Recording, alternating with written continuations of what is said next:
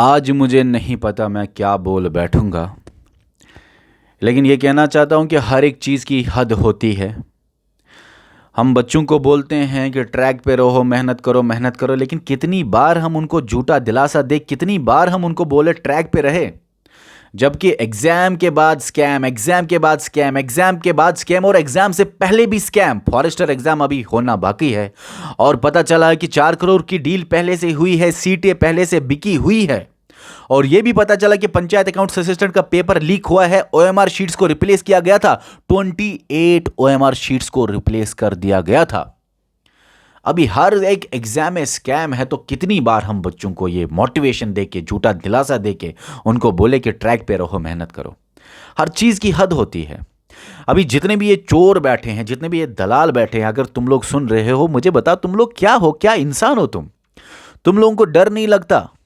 तुम कैसे किसी का हक खा सकते हो? तुम लोगों को शर्म नहीं आ रही?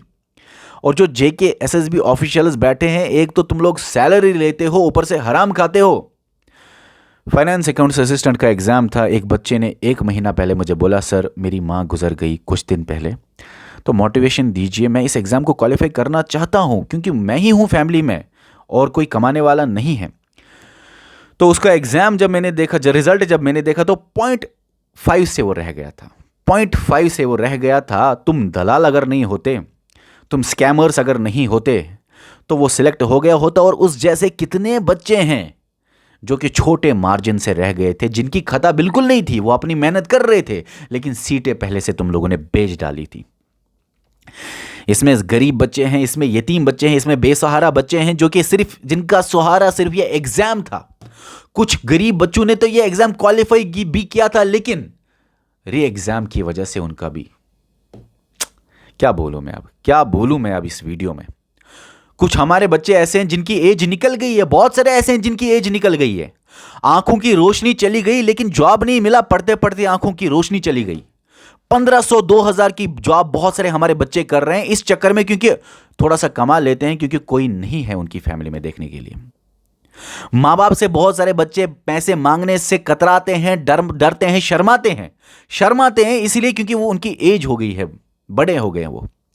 शादी की एज भी चली गई बहुत सारों की, शादी की एज आई नहीं है, चली भी गई है बहुत सारों की, लेकिन अभी तक जॉब नहीं मिला। झूठा दिलासा बहुत सारे घर वालों को देते हैं कि इस बार एग्जाम करेंगे, उस बार एग्जाम करेंगे, आगे एग्जाम करेंगे, और घर वाले भी देखते हैं, सोचते हैं कि हमारा बेटा बच्ची कब एग्जाम क्वालिफाई करे, और ये स्कैम सामने आ जाता है। कुछ के एग्जाम क्वालिफाई होके भी फिर स्कैम के बाद री एग्जाम की बात हो रही है, तो वो क्या सोचेंगे, उनके दिल पे क्या होता होगा। बहुत सारे ऐसे हमारे बच्चे हैं जो हाई ओवर क्वालिफाइड हैं इन पोस्टर्स के लिए, तो वो मोहल्ले में बाहर निकलने से शर्माते होंगे, अनएम्प्लॉयड की वजह से। पीएचडी डिग्रियां ले लेके हैं, बड़ी बड़ी डिग्रियां ले लेके हैं। कुछ ऐसे स्टूडेंट्स हैं, मैं उनको जानता हूं, कुछ ऐसे भी हैं दोस्तों, हमारे स्टूडेंट्स कुछ ऐसे हैं जो गुजारा चलाने के लिए मजदूरी तक करते हैं। और पिछली बार वो 2-3 पॉइंट से गिरा था, ऐसा एक लड़का मेरी नजर में है, वो मजदूरी कर रहा है बेचारा। वो क्या, कब तक वो तुम लोगों के पीछे बैठे, कब तक वो तुम लोगों के पीछे बैठे, ये एग्जाम को क्वालिफाई करने के पीछे बैठे। अब ऐसा सिस्टम हो गया है कि बीवी जो एग्जाम की तैयारी करे, या हस्बैंड जो एग्जाम की तैयारी कर रहा होगा, वो एक दूसरे पे शक करने लगे हैं, क्योंकि निकल ही नहीं रहा एग्जाम। खता जेकेएसएसबी बोर्ड की है, खता एडमिनिस्ट्रेशन की है, तुम लोगों की खता ये है कि तुम लोग ने मेहनत की और मेहनत का फल तुम्हें नहीं मिल रहा है। मुझे ये भी पता है कि जब मैं लाइब्रेरी में जाता था, तो वहाँ के रात के 3 बजे जब मैं बहुत सारे बच्चों को देखता था पढ़ते हुए, तो जब मैं, मेरी जो हमारी लाइब्रेरी है उसमें जो बच्चे होते थे, उनमें से उनसे जब मैं मिलता था, तो उनको बोलता था, इतना ऊपर आप, इतने आपके ऊपर आप कितना प्रेशर डालते हो, इतना ज़्यादा प्रेशर क्यों डालते हो? तो वो फिर बताते हैं, सर ये किसी भी हाल में मुझे निकालना है, पिछले 4 सालों से लगा हुआ हूँ, 5 सालों से लगा हुआ हूँ। तो इतनी मेहनत के बाद भी ये जब स्कैम सामने आता होगा, तो बच्चा क्या करता होगा? तुम लोगों ने तो उसकी एज ही छीन ली उससे। जो एज उसकी थी मेहनत करने की, किसी फील्ड में जाने की, या एंटरप्रेन्योर बनने की, या बिजनेस सेटअप करने की, या कामयाब इंसान बनने की, वो एज तुम लोगों ने छीन ली उससे। हम कितनी बार मोटिवेशन वीडियो बना के बच्चों को बोले कि पढ़ो पढ़ो पढ़ो पढ़ो, ट्रैक पे रहो, ट्रैक पे रहो, ट्रैक पे रहो। अब तो मुझे शर्म आ रही है वो बोलने में।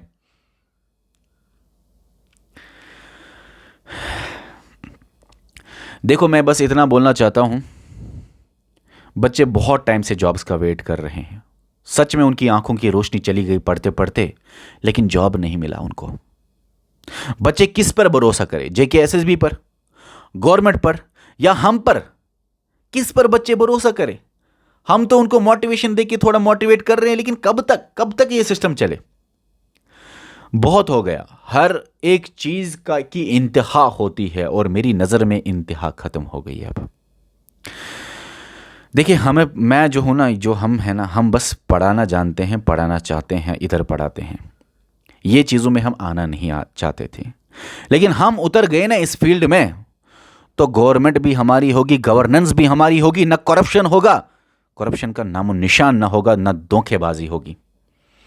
हमें मजबूर मत करो अपना काम छोड़ने पे, हमें मजबूर मत करो जो हम काम कर रहे हैं उसको छोड़ने पे। और गवर्नमेंट को भी बोलना चाहता हूँ, कितना मुश्किल है ये निकालना। क्या आप नहीं निकाल सकते हो कि किस किस ने किया था, और अब रिमांड पे उन पे लेके और स्ट्रिक्ट एक्शंस, अगर आपने स्ट्रिक्ट एक्शन ली हुई होती तो फॉरेस्टर में 4 करोड़ की डील की बात कहां से सामने आती? मतलब कि कोई असर नहीं हुआ, इन स्कैमर्स का कोई असर नहीं हुआ, ये जो दलाल बैठे उनको कोई असर ही नहीं हो रहा है। सीबीआई इन्वेस्टिगेशन कर रही है। मैं चाहता हूं कि सीबीआई इन्वेस्टिगेशन और जोरों शोरों से जबरदस्त तरीके से करे। जो भी एग्जाम है, जिधर भी हुआ है, वो बाहर निकाले और उनको सजा मिले जिन्होंने ये किया हुआ है। देखिए, आप लोग ना स्ट्रिक्ट एक्शन लेते ही नहीं हो, इसीलिए फॉरेस्टर में ये 4 करोड़ की डील सामने आ रही है। अभी तो एग्जाम भी नहीं हुआ। कुछ टाइम पहले हमें बच्चे बोल रहे थे, सर फॉरेस्टर का बैच लॉन्च करो। 2-4 दिन पहले बहुत सारे स्टूडेंट्स हमें बता रहे हैं फॉरेस्टर का बैच लॉन्च करो, लेकिन हम ये बैच लॉन्च नहीं कर सकते, नहीं करना चाहते। हम तो पढ़ाना भी नहीं चाहते। अब मैं तो अब वीडियो बनाने की सोच रहा हूं, लेकिन मज़ा नहीं आता। हमारे टीचर्स जो है उनको भी मज़ा नहीं आता। तो फॉरेस्टर का बैच हमारी ऐप पे लॉन्च नहीं होगा। जो बैचेस चल रहे हैं वो ख़त्म हम जल्दी करेंगे। आगे के लिए देखेंगे बैच उठाएंगे कि नहीं उठाएंगे।